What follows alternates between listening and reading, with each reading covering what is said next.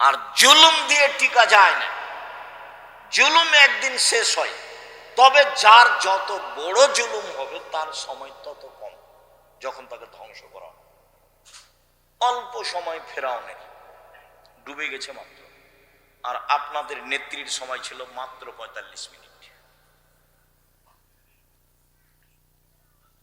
জুলুম করে বাঁচতে চাইবেন না কোনোদিন, জোর করে জমি দখল করে, জোর করে মানুষের সাথে কথা বলে, ক্ষমতা দেখিয়ে, দাপট দেখিয়ে, মামলাবাজি করে জীবিকা নির্বাহ করে কোনো লাভ নেই। শ্বাস বন্ধ হলি শেষ। সম্মানিত দিনী ভাই, এইবার আল্লাহ তাআলা আমাদের নবীকে বলছেন, শোনেন, যা হলো হলো, এক ফাফু আনহুম, মানুষকে মাফ করেন। গালি দিয়েছে, নিন্দা করেছে, মাফ করেন। দুই, আস্তাগফির লাহুম, ওরা যে আপনাকে গালি দিয়ে পাপ করেছে, এখন আপনি আল্লাহকে বলেন, আল্লাহ ওকে ক্ষমা করো, আল্লাহ ওদের ক্ষমা করো। বলতে পারবেন? প্রতিবেশী গালি দিয়েছে যে, এখন বলতে হবে আপনাকে যে ভাইজান আপনি তো গালি দিয়েছেন আমাকে কাল খুব, এতে আপনার পাপ হয়েছে, আমি আল্লাহর কাছে ক্ষমা চাচ্ছি। রক্ত, রক্ত না পানি, রক্ত না পুজ, চাঁপাইনবাবগঞ্জ বাড়ি। আব্দুল রাজ্জাক সাহেব এ কথা বলে কি আমাদের নিন্দা করতে চাইলেন? না, আমি নিন্দা করিনি, তবে আমি স্বভাব জানি। কেন জানি? আমাদের এলাকা আবার ওই জমি চাষ করে তো আইল ছিল না, এখন মনে হয় একটু আছে। তো আমি ধান বোনার সময় তো মারামারি ঝগড়া দেখেছি, ধান কাটার সময় তো ঝগড়া দেখেছি। আর গ্রামে দেখেছি আল্লাহর হস্তে দুই ভাই যে ঝগড়া করছে, এক পর্যায়ে জিনিস ভাগ করতে লাগলো তো ঢেঁকিটা কেটে ভাগ করে নিল। এটা আমার চোখের সামনের ঘটনা। তারপর বলছে যে আমি তো এখানে থাকবো না, বরিন্দে চলে যাব, তো এমন লোককে দিয়ে যাব জমি যে তোকে গুতাইতে পারবে। এটা ভাই একজন ভাইকে বলছে। এই ছেলে, ওই যে পিছনে কে হাঁটছে কথা বলছো, দেখো তোমরা যারা দায়িত্ব পালন করছো, কি দায়িত্ব পালন করছো? পাহারা দাও। আজকে বক্তব্য শুনিও, চতুর্দিকে পাহারা দাও। বোকামির পরিচয় দিচ্ছে যারা, তাদেরকে বসতে অনুরোধ করো, অন্যথায় চলে যেতে বলো। বিশ্বাস করো, আমি তাফসির মাহফিল করতে আসিনি। বিশ্বাস করো, আমি তোমাকে কিছু চাইবো তোমার কাছে, এই জন্য আমি আসি, আর আমি এটা করি না। আমি আপনার বাড়ির মানুষ, আমি দূরের মানুষ নই। আমি দিন রাত আপনাকে বলেছি যে আপনি আমার খুব কাছের মানুষ। ধর্মের ব্যাপারে আপনার আমি সহযোগিতা করতে পারবো, সঠিক, ইনশাআল্লাহ। জাতির যদি রাস্তাঘাট করে দিতে না পারি, জাতির যদি স্কুল কলেজ করে দিতে না পারি, জাতিকে চূড়ান্ত সঠিক ধর্ম দিতে পারবো ইনশাআল্লাহ। ধর্মের ব্যাপারে ফাঁকি দিয়ে আমি পরকাল হারাতে রাজি না।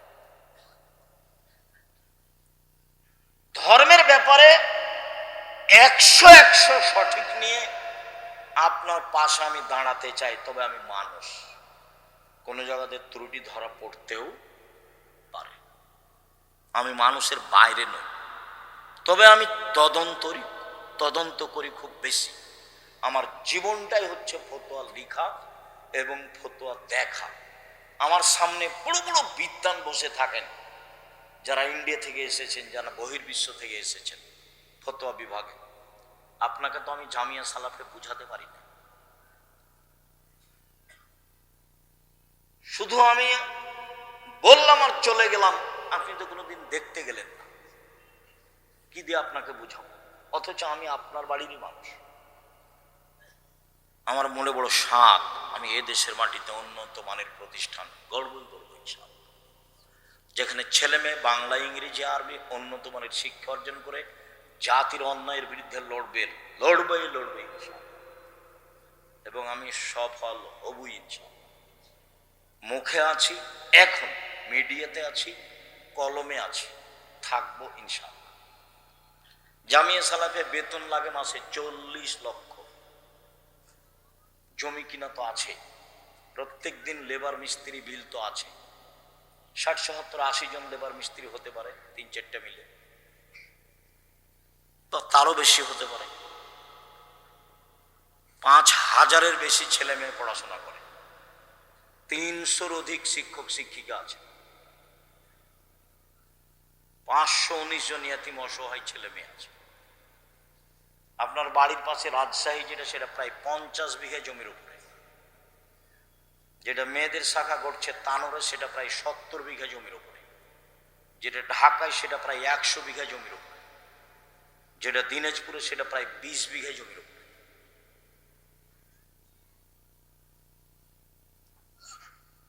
চট্টগ্রাম বরিশাল পরিমাণে কম।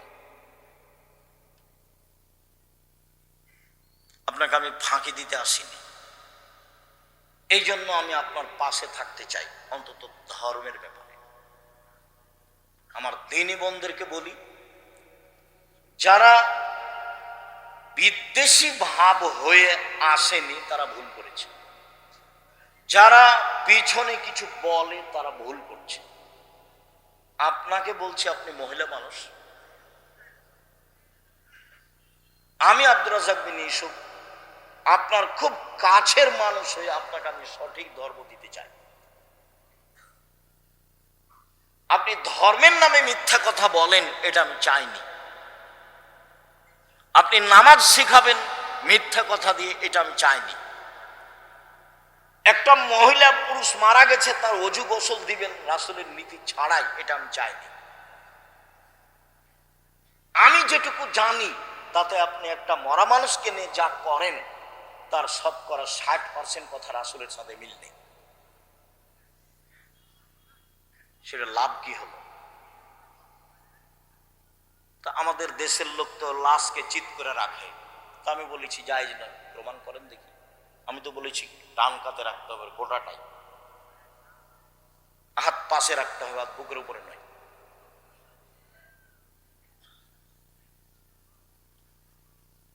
আমি তো বলেছি যে যখন মাটি দিচ্ছে তখন মিনহা খালাকনাকুম ওয়া ফিহা নুঈদুকুম ওয়া মিনহা নুখরিজুকুম তারাতান উখরা বলা যাবে না। আমি তো বলেছি মাটি শেষ সবাই মিলে হাত তুলে দোয়া করা যাবে না। আমি তো বলেছি তাকে গোসলের সময় নখ কাটা যাবে না, পরিষ্কার পরিচ্ছন্নতা যাওয়া যাবে না, শ্বাস বন্ধ হয়ে গেছে সব বিধান বাতিল, পেট চেপে পেশাব পায়খানা বের করতে হবে না, ওযু দিয়ে গোসল দিতে হবে। এক মুমূর্ষুকে লক্ষ্য করে 241টা বিধাত আছে। দেখেন আব্দুল্লাহর মায়ের একটা বই লেখা আছে, মুমূর্ষ হতে কবর পর্যন্ত। বইয়ের নাম কি? মুমূর্ষ হতে কবর পর্যন্ত। খোঁজ নিয়ে দেখেন। আমি চেয়েছি সঠিকভাবে আপনার সামনে মুখে আসতে, আমি চেয়েছি কলমে আসতে, আমি চেয়েছি মিডিয়ায় আসতে। এটা আমার জন্মভূমি, আমার দাবি, আমার জন্মভূমির নারী পুরুষ আমার সাথে পরামর্শ করে ধর্ম পালন করবে, এটা আমার দাবি।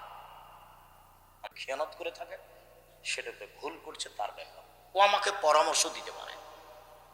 তার যদি পরামর্শে দেখা যায় যে আমারটা ভুল আছে, আমি ছেড়ে দিতে বাধ্য থাকি। ধর্ম আমার পৈতৃক সম্পত্তি নয়। প্রথমে যখন দিন প্রচার করি তখন ইল্লাল্লাহ আত্মাহিত বলার সময় বলতাম ইল্লাল্লাহ, একবার উঠাতাম। তো জাল হাদিসও নাই, ইল্লাল্লাহর সময় হাত উঠে।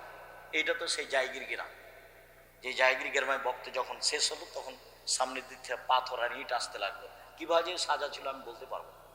আমি তো স্যান্ডেল স্টেজে ছেড়ে দিয়ে দৌড়ালাম, একটা বাড়িতে ঢুকেছিলাম, সে কোন বাড়িতে আমার মনে নেই।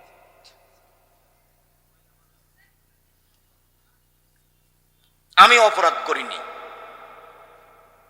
আজও অপরাধ করছি না।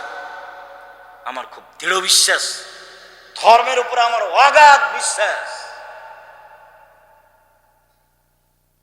কাজেই আপনি আমার দিনী বোন, আপনি আমার দিনী ভাই, উপেক্ষা করে বিদ্বেষ ভাবাপন্ন নিয়ে কিছু বলবেন, ফল হবে না, ফল খারাপ হবে। কিছু পরামর্শ দিবেন, কিছু বলবেন, সফল হব ইনশাআল্লাহ। আপনাকে নিয়েই হব। বিবাহের শুরু থেকে নিয়ে শেষ পর্যন্ত আমার জানা অনুপাতে চাঁপাইনবাবগঞ্জের একটা কাজও যায়, একটা কাজও যায়। আমার খুব দিনের মতো মনে আছে, রমজান মৌলবী বিবাহ পড়ানোর পরে দেবীনগরে বলছে, উঠো 2 রাকাত সালাত আদায় করো, উঠো সালাম দাও 2 রাকাত সালাত আদায় করো। আমার চোখের সামনে এটা ঘটনা। উঠে বলছে আপনাদেরকে অলিমার দাওয়া। আরে বাবা, অলিমা তো বাসরাতের পরে। অলিমা কখন? বাসরাতের পরে। এখানে কেন? এখানে তো বিবাহ পড়ানোর পরে দোয়া আছে, বারাকাল্লাহু লাকা ওয়া আলাইকা ওয়া জামা বাইনাকুম, এটা তো আল্লাহ রাসূল বলেছেন। আপনি খালি জোর করে ঠেলা মারলেই হবে? একে নির্বাচন, একে মিছিল, জোর করে একটা কিছু করলে হবে? নাম ধর্ম। আপনি না মানলে কি হবে? যে ধর্মে 1 গ্লাস পানি পান করলে কয়টা বিধান লাগে? 5টা। খুব ভালো করে মনে রাখতে হবে, সেই বিধানের কোনো অংশ মনের ইচ্ছাই চলে না। সেই ধর্মের কোনো অংশ মনের ইচ্ছাই চলে না। আপনি মহিলা মানুষ সালাতকে নিয়ে, নামাজকে নিয়ে যত কথা বলেছেন প্রায় ঠিক। কোরআন তেলাওয়াতের এই সূরা পড়লে এই হয়, আয়াত পড়লে এই হয়, বুবু সব অল্প কয়েকটা জিনিস। সূরা ইখলাসে থাকেন, 3 বার পড়লে 1 বার কোরআন মাজিদ পড়ার সমান নেকি হবে। আয়াতুল কুরসি পড়তে বলে, সূরা বাকারার শেষ 2 আয়াত পড়তে বলে, ঘুমানোর সময় সূরা মুলক পড়তে বলে, সাজদা পড়তে বলেন। আল্লাহ নবী বলেছেন, ঘুমানোর সময় যদি মানুষ প্রতিদিন সূরা মুলক পড়ে কবরের শাস্তি হবে না। 4 ধরনের মানুষের কবরের শাস্তি হবে না। তার এক শ্রেণীর মানুষ যারা জুমার দিনে মারা যায়, বৃহস্পতিবার দিন পার হয়ে সূর্য ডুবার পরে শুক্রবারের দিন সূর্য ডোবা পর্যন্ত সময়ে মারা গেলে তার কবরের শাস্তি হবে না। এই কথা মুহাম্মদ সাল্লাল্লাহু আলাইহি ওয়াসাল্লাম বলেছেন, আমি বলি। ক্যান্সারে পেট ব্যথায় মারা গেলে তার কবরের শাস্তি হবে না। সূরা মুলক রাতে পড়লে তার কবরের শাস্তি হবে না। এই কথা মুহাম্মদ সাল্লাল্লাহু আলাইহি ওয়াসাল্লাম বলেছেন। শহীদ হয়ে গেলে তার কবরের শাস্তি হবে না। 4টা পথ যাদের কবরের শাস্তি হবে না। আপনি মরা মানুষের সামনে কোরআন মাজিদ পড়েছেন, আপনি নেহায়াত অন্যায় করেছেন, আপনি অপরাধ করেছেন। গ্রামবাসী ভালোবেসেছে, বুঝেনি, সেই জন্য। লাশ চলে যাওয়ার সাথে সাথে আপনি সবাই মিলে হাত তুলে দোয়া করেছেন, আপনি রাসূল সাল্লাল্লাহু আলাইহি ওয়াসাল্লামকে অপমান করেছেন। সম্মানিত দিনী ভাই বোন, আপনাকে আমি অনুরোধ জানাচ্ছি, জানটা মরে মরে, লোকটা মরে মরে, জান যায় যায়, আপনি পাশে বলেন লা ইলাহা ইল্লাল্লাহ। আল্লাহ রাসূল বলছেন, লাক্কিনু মাউতাকুম লা ইলাহা ইল্লাল্লাহ। মরে মরে, জান যায় যায়, তার পাশে বলো লা ইলাহা ইল্লাল্লাহ। কেন? মান কানা আখিরু কালামিহি লা ইলাহা ইল্লাল্লাহ ফাদাখালাল জান্নাহ। কারো যদি শেষ বাক্য লা ইলাহা ইল্লাল্লাহ হয়, তাহলে জান্নাতে চলে গেছে। কই আপনার সূরা ইয়াসিনের কথা তো আল্লাহ নবী বলেননি, সূরা হাসরের 3 আয়াতের কথা আল্লাহ রাসূল বলেননি, কোরআন তেলাওয়াতের কথা আল্লাহ রাসূল বলেননি। আপনি প্রমাণ পেশ করতে পারবেন না।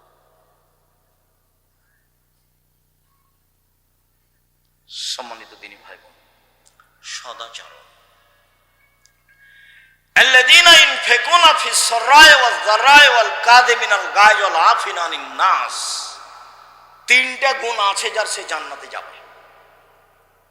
1, ধনী মানুষ হলেও দান করে, 1000 লাখ টাকা করে। গরিব মানুষ হলেও দান করে, 10 টাকা করে। সচ্ছল অসচ্ছল অবস্থায় দান করে যে সে জান্নাতে যাবে। 1। 2, অল কাযিমিনাল গায়জ, রাগকে দমন করতে পারে যে সে জান্নাতে যাবে। আল্লাহ বলছেন এই কথা, আমি বলি। রাগ দিয়ে জীবনে কোনো কাজ নিতে হবে না, কোনো কাজ। লবণ বেশি হয়ে গেছে, বউকে তখন গালি দেওয়া হবে না, তখন মারা হবে। আর আমার দিনী বোনদেরকে বলছে, কথা বলছো না, চুপ থাকো। আপনাদের আমি বলছি, জীবনে 2টা কাজ করবেন না। একটা অভিমান, এটা করবেন না। আর একটা প্রতিবাদ, এটা করবেন না। প্রতিবাদ কি? হ্যাঁ, তুমি আমার মাকে এভাবে বললে কেন? তুমি আমার আব্বাকে এভাবে বললে কেন? এ হলো প্রতিবাদ। প্রতিবাদ করিয়েন না, শয়তানের সুযোগ হবে না। অভিমান, অভিমান কি জিনিস? কই ঈদের দিনে তো তুমি একটা নতুন কাপড় কিনলে না। কই তুমি তো আমাকে একদিন নিয়ে যেতে চেয়েছিলে ঢাকা শহর দেখাতে, তো নিয়ে গেলে না। এর নাম অভিমান। অভিমান যদি করেন তখন শয়তান বলবে, না পূরণ হলে শয়তান বলবে, এই দেখলি তোর স্বামী তোর অভিমান পূর্ণ করে না, আর আগেরটাও করেনি, এখনো করেনি, কোনোদিনই করেনি। শয়তান খালি বলবে কোনোদিন করে না। তখন আপনি বলবেন হ্যাঁ ঠিকই তো, হ্যাঁ ঠিকই তো। সকালবেলাতে তখন আপনি বলবেন তোর ভাত খাবো না, তুই তালাক দিয়ে দে এক্ষুনি। তখন ওই খেপে গেছে, তালাক দিয়ে দে, তুই এক্ষুনি তালাক দিয়ে, তোর বাড়িতে থাকবো না, এক্ষুনি তালাক দিয়ে দে। ওও চাপে পড়েছে, যা এক তালাক, দুই তালাক দে, হাজার তালাক দিলাম, যা। যেমন তালাক দেওয়া শেষ হয়েছে তেমনি শয়তান চলে গেছে, আর নেই। যেমন শয়তান চলে গেছে, ওরে ইন্না লিল্লাহি ওয়া ইন্না ইলাইহি রাজিউন। এবার ছেলে যে তিনটে আছে, তিনটা ছেলে মেয়ে আছে, শয়তান কিন্তু এখন আর নেই, ওই পর্যন্ত ছিল। সামান্য ব্যাপারে স্বামী স্ত্রীর মধ্যে শয়তান একবারে হঠাৎ করে এমনিতে লাগিয়ে দিতে পারে। আর শয়তান মানে এত বড় খারাপ শয়তান, ও যে আল্লাহর কাছে এইভাবে অনুমতি চেয়ে নিয়েছে। কোনোদিন শুনেছেন কিনা একটু দেখেন, হয়তো শুনেছেন, হাজারো দিন মনে আছে কিনা। আল্লাহ বলছেন, শয়তান আদমকে সিজদা করলি না কেন? ও তো মাটির তৈরি, আমি তো আগুনের তৈরি। ও তো নিম্নমুখী, আমি তো ঊর্ধ্বমুখী, কেমনি সিজদা করি? তখন আল্লাহ বলছেন, সর, সরে যা, সরে যা, রাজীব বিতাড়িত, সর এখান থেকে, সর। তখনও বলছে, ঠিক আছে সরে যাব, তবে আমার একটা কথা মানতে হবে। কি? কিয়ামত পর্যন্ত বেঁচে থাকার সুযোগ দিতে হবে। তা আল্লাহ বললেন, ঠিক আছে দিলাম, এলা ওয়াক্তি মালুম, একটা সময় তোমাকে দিলাম। ওই দাবি জানালো, আল্লাহ মেনে নিলেন। এখন যেমন আল্লাহ মেনে নিয়েছেন তেমনি ও বলছে, রব্বি, বলার ঢং দেখেন, রব্বি হে আমার প্রতিপালক, ওয়া ইজ্জাতেকা, তোমার সম্মানের কসম, লাউবিয়ানাল ইনসানা, আমি আদমের ছেলে মেয়েকে ভুল পথে নিয়ে যাব যাব যাব, মাদামাত আরওয়াহুম ফি আসাদিহিম, তার দেহে যতদিন পর্যন্ত শ্বাস থাকবে আমি ততদিন পর্যন্ত তাকে পাপ করাবই, তাকে আমি বিপাকে ফেলবই। কেমনে আদমের ছেলে মেয়ে জান্নাতে যায় তা আমি দেখে ছেড়ে দেবো, আমি একাই জাহান্নামে যাব? পৃথিবীতে শয়তান যত রিক্সের উপরে আছে, এত রিক্সের উপরে পৃথিবীতে কেউ নেই। সে জিম্মেদারি নিয়েছে আমাকে আর আপনাকে কোথায় নিয়ে যাবে? জাহান্নাম, আল্লাহর সামনে। আল্লাহর একবার সামনে এই কথা বলছে, একবার সামনাসামনি। তখন আল্লাহ বললেন না যা পারবি না যা, এই কথা বললেন না। বলছেন, শয়তান ইজ্জতি ও জালালি ও ইরতেফায়ে মাকানি, আমার সম্মানের কসম, আল্লাহ বলছেন আমার ইজ্জতের কসম, আমার মর্যাদার কসম, আমার উচ্চতার কসম, আদম সন্তান যতবার ক্ষমা চাইবে ততবার আমি ক্ষমা করে দেব। তাহলে ক্ষমা চাওয়া বিষয়টা থেকে গেল। এই কথা বললেন না যে যা পারবি না, এই কথা বললেন। যতবার বিপাকে ততবার বলতে হবে আস্তাগফিরুল্লাহ। তার মানে আস্তাগফিরুল্লাহ অতবেলাই এই জিকির একবারে করে নিতে হবে। স্বাভাবিক শ্বাস যেমন আসে যায়, ভাত যেমন সময় হলে খায় 3 বার, বাস এই তাসবিহ, এটা জিকির একবারে স্বাভাবিক জীবনে করে নিতে হবে। আল্লাহ আশ্বস্ত আমাদের আরো করেছেন, ইবনা আদম মাদারাউতানি ও রাজাউতানি, আদমের ছেলে মেয়ে শোনো, তুমি আমাকে যেভাবে ডাকো আমি সেভাবে থাকি, তুমি যেভাবে আশা পোষণ করো সেভাবে আমি পূর্ণ করে থাকি। আদম সন্তান, তুমি আমাকে যেভাবে ডাকো আমি সেভাবে থাকি, তুমি যেভাবে বলো আমি সেভাবে শুনি, তুমি আমার কাছে ক্ষমা চাইলে আমি ক্ষমা করে দিই, অলাউবালি, আমি পরোয়া করি না তুমি কত বড় পাপী, আমি পরোয়া করি না তুমি কত বড় পাপী, আমি পরোয়া করি না তুমি কত বড় পাপী। আদমের ছেলে মেয়ে শোনো, লাউ বালাগাল জুনুবু কানান সামায়ে, তোমার পাপ বেশি হতে হতে যদি আকাশে লেগে যায়, পাপ আর পাপ, তারপরে যদি তুমি আমার কাছে ক্ষমা চাও, আমি ক্ষমা করে দিব, আমি পরোয়া করি না তুমি কত বড় পাপী। তুমি যেভাবে ডাকো আমি সেভাবে থাকি, তুমি যেভাবে আশা পোষণ করো সেভাবে আমি পূর্ণ করে থাকি, তুমি যেভাবে ডাকো আমি সেভাবে থাকি, তুমি যেভাবে আশা পোষণ করো সেভাবে আমি পূর্ণ করে থাকি, আমি পরোয়া করি না তুমি কত বড় পাপী। আবার বিচারের মাঠে আসবেন আল্লাহ তাআলা আমাদের সামনে, বিচারের মাঠে এসে বলবেন, আদমের ছেলে মেয়ে শোনো, যেই পরিমাণ তুমি পাপ নিয়ে এসেছো আমিও সেই পরিমাণ ক্ষমা নিয়ে এসেছি আজকে। তোমার যেই পরিমাণ পাপ আমার সেই পরিমাণ ক্ষমা, তোমার যেই পরিমাণ পাপ আমার সেই পরিমাণ ক্ষমা, তোমার যেই পরিমাণ পাপ আমার সেই পরিমাণ ক্ষমা। যদি শিরক না থাকে, পাপ যতই হোক না কেন, বিচারের মাঠে আমি তোমাকে ক্ষমা করে দেব, আমি সর্বশক্তিমান। তবে শিরক করেছে যে তার আমি পাপ ক্ষমা করব না। আমি বলেছিলাম কালিমায়ের বাপের আকাশ। আমার ছেলে মেয়ে আমার সোনার বাংলা বলে না, বলবে না, আপনার বলে, আপনার চলে। কে আপনাকে মাস্টার ডিগ্রি পাস বলে তা আমি জানি না, আমি বলি না। আপনি কেমন শিক্ষিত মানুষ, আপনার বাপ আপনার কত টাকা খরচ করলো, বলছে যে আমার ছেলে খুব মেধাবী। কি করেছে? ম্যাট্রিক পরীক্ষার সময় 4 জন শিক্ষক রেখেছে। কি করেছে? ইন্টার পাসের পরে বিশ্ববিদ্যালয়ে ভর্তি করবে সেই জন্য সাবজেক্ট প্রতি একটা করে শিক্ষক রেখেছে, তারপরে বিশ্ববিদ্যালয়ে ভর্তি হয়েছে, তারপর পড়ছে। খালি বলে আমার ছেলের মেধা খুব ভালো, বড় ডাক্তার হবে, একটা বড় ডাক্তার একটা হবে, ইঞ্জিনিয়ার একটা হবে। যাক, যা হয়েছে হয়েছে। হয়েছে কি? ও হয়েছে চোর। কিভাবে? ইঞ্জিনিয়ার হয়েছে, দায়িত্ব, ইঞ্জিনিয়ার হয়েছে, দায়িত্ব পেয়েছে, টাকা মেরে খেয়েছে। ব্যতিক্রম হতে পারে দুই একটা, সেটা ভিন্ন কথা। হয়েছে ডাক্তার, সেটা কি? যেই টাকা দিয়েছে যে কোম্পানি, সেই কোম্পানির ওষুধ লিখেছে। কথা বোঝাতে পারিনি তো? টাকা আমার লস না, ওর বাপের লস, ওর বাপের লস। আর যে ছেলে খুব মেধাবী বলে বিদেশে আছে, বিদেশি সরকার তো তাকে অত বড় চাকরি দিবে না, তখন ওকে সুইপার যারা তাদের নেতা করেছে, ম্যানেজার করেছে, তার বেতন 4 লাখ টাকা। তখন দেখছে বাংলাদেশে গেলে কয় লাখ টাকা বেতন পাবো। সুইপার যারা তাদের নেতা হলে কি হবে? টাকা তো আছে। এ হলো খুব মেধার ফলাফল। আপনি চাঁপাইনবাবগঞ্জের দেখান আমার সামনে কাউকে। আর ছেলে মানুষ করবেন জাতির উদ্দেশ্যে। ছেলে মানুষ করবেন কার উদ্দেশ্যে? জাতির উদ্দেশ্যে, জাতির কল্যাণের জন্য। আমি মুসলিম চিরনবীর, মরণকে করি না ভয়, মরলে শহীদ বাঁচলে গাজী, আমার উভয় সমান, বাঁচাও যতটুকু মরও ততটুকু, আমার উভয় সমান। এরকম ছেলে গড়ে তুলবেন। সেই বেদাত দেশে আছে, শিক্ষার নামে মিথ্যা শিক্ষা আছে, জাহেলি শিক্ষা, যেটা তুলে দিতে হবে। তার নাম ছেলে মানুষ করেছি। তার নাম কি করেছি? ছেলে মানুষ করেছি, পয়সা খরচ করেছি।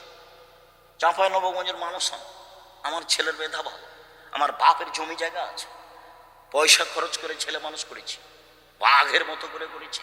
কলম মজবুত, কথা মজবুত, মিডিয়া মজবুত। 2 দিন বাঁচতে এসে প্রতারণামূলক সম্মান নিয়ে বাঁচতে রাজি নয়, ফাঁকি দেওয়া সম্মান নিয়ে বাঁচতে রাজি নয়। ও বলল ওমা তোমার আকাশ, ওমা তোমার বাতাস। ঠাকুর বলছে ও কালিমা তোমার আকাশ, ও কালিমা তোমার বাতাস। আমার ছেলে বলে সকালে উঠে, ও কালিমা তোমার আকাশ, তোর বাপের আকাশ। তো হয় না, কিভাবে? ও তো মুসলমানের শত্রু, ও তো জাতির শত্রু, ও তো বিশ্ববিদ্যালয়ের শত্রু। ও কি করে সম্মানী হতে পারে? আরে যেদিন বাংলাদেশের, ভারতের, পাকিস্তানের মুসলমানেরা ইংরেজদের হাতে বেইজ্জত হয়, ফাঁসি হয় মুসলমানের, সেদিনও লন্ডনে মুচ পাকায়। ইতিহাস ভুলে গেলে হবে? ইতিহাস এই 71 সাল থেকে নয়, ইতিহাস 1947 14 আগস্টে অন্তত যেতে হবে, অন্তত, তাহলে বোঝা যাবে কিছু। শেরে বাংলা কিছুই করলো না। সম্মানিত দিনী ভাই বোন, কষ্ট হয়, সেজন্য মধ্যে কথা চলে এসেছে, আপনি মনে কিছু নেবেন।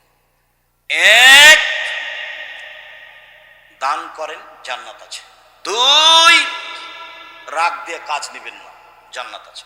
তিন, মাফ করতে হবে, মাফ, মামলা নেই, বিচার নেই, বিচার করব না,